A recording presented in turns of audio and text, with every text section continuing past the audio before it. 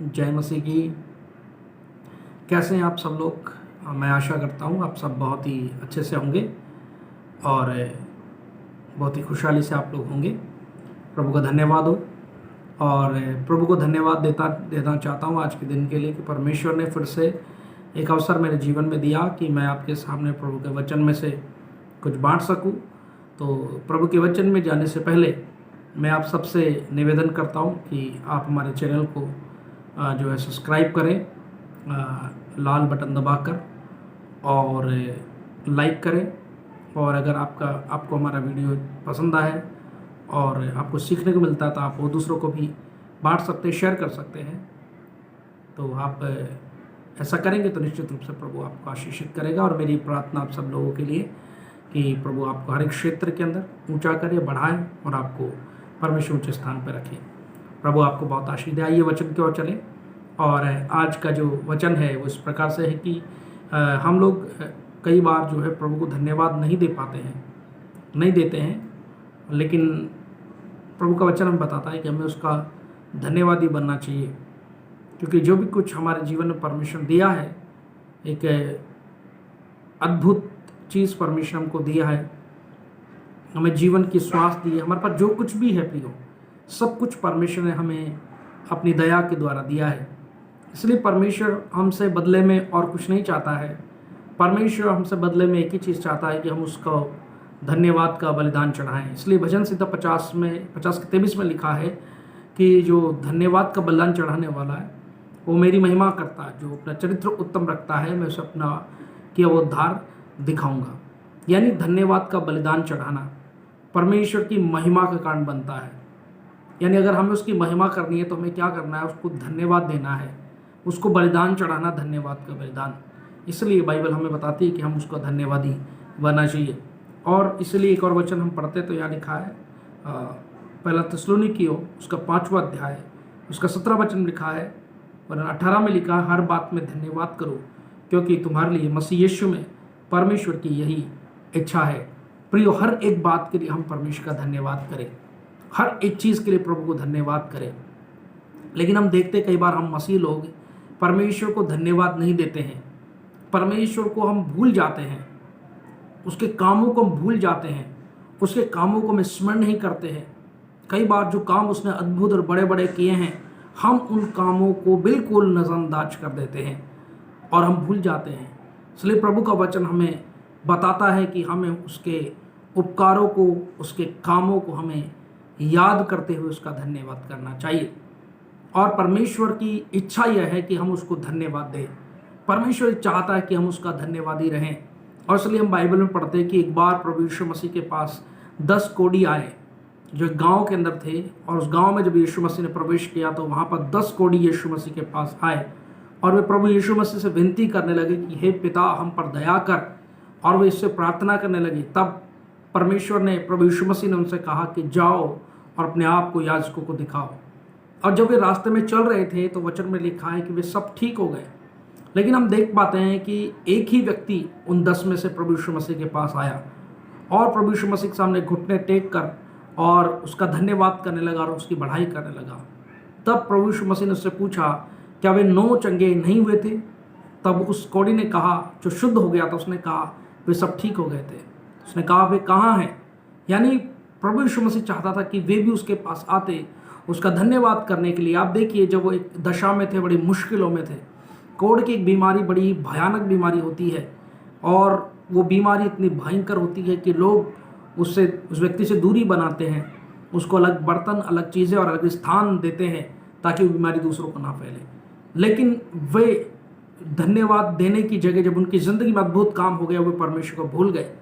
और इसलिए प्रियो, मैं आपसे कहना चाहता हूँ कि आपने और मैंने भी हमने कई बातों में प्रभु को धन्यवाद नहीं किया होगा। इसीलिए प्रभु का वचन हमें सिखाता है कि आज हमें उसे धन्यवाद करना है। इसलिए भजन संहिता 103 में दाऊद कहता है, हे मेरे मन, तू यहोवा को धन्य कहे और उसके किसी उपकार को ना भूलना। प्रियो, कई बार उसके उपकारों को हम भूल जाते हैं।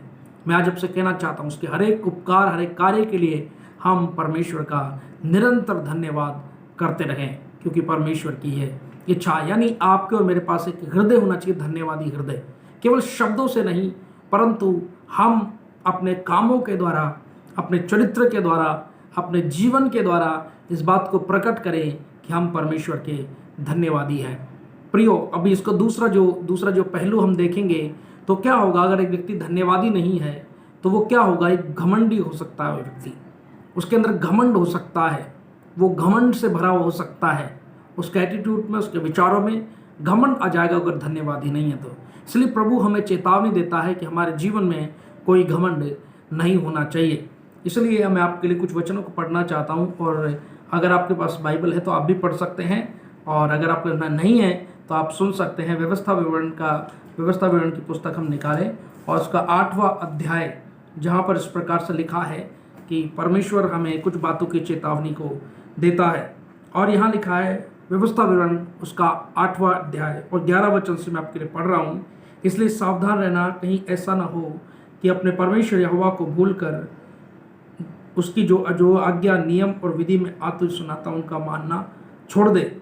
ऐसा ना हो कि जब तू खाकर तृप्त हो और अच्छे अच्छे घर बनाकर उसमें रहने लगे, तेरी गाय बैलों और भेड़ बकरी की बढ़ती हो, तेरा सोना चांदी और सब प्रकार का धन बढ़ता जाए, तब तेरे मन में अहंकार समा जाए और तू अपने परमेश्वर यहोवा को भूल जाए, तो जो तुझको दासत्व के घर तक मिस्र देश से निकाल लाया, उस बड़े और भयानक जंगल में से ले आया, जहाँ तेज विष वाले सर्प और बिच्छू हैं, और जल रहित सूखे देश में उसने तेरी चकमक की चट्टान से जल निकाला, और तुझे जंगल में मन्ना खिलाया जिसे तुम्हारे पुरखा जानते भी न थे, इसलिए कि वह तुझे नम्र बनाए, तेरी परीक्षा करके अंत में तेरा भला ही करे।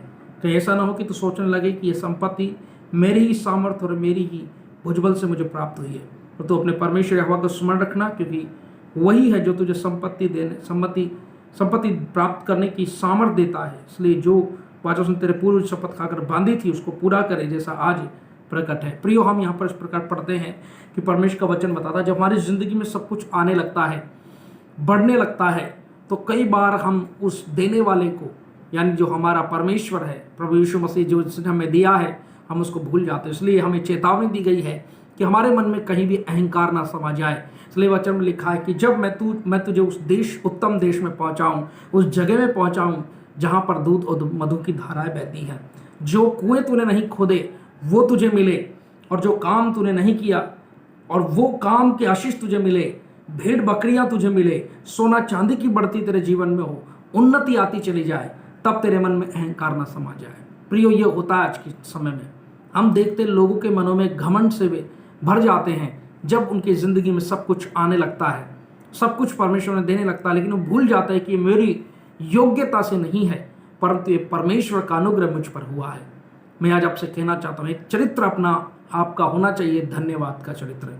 ना केवल मनुष्य परमेश्वर को धन्यवाद दीजिए, पर आप उन लोगों को धन्यवाद दीजिए, परमेश्वर जिन जिन लोगों को आपके साथ खड़ा किया कि आपको ऊंचाई पर उठाए, आपको उस स्थान पर लेकर जाए जहां परमेश्वर चाहता है। आप उन सबके भी धन्यवादी बनिए, आप उनको भी थैंक्स दीजिए, धन्यवाद दीजिए, क्योंकि परमेश्वर में यही इच्छा है। आपका एक चरित्र बनना चाहिए, वो चरित्र है धन्यवादी चरित्र। बहुत बार हम देखते हैं कि लोग जो है अपना काम निकालते हैं और फिर चले जाते हैं, लेकिन आपको और मुझको ऐसा नहीं होना चाहिए।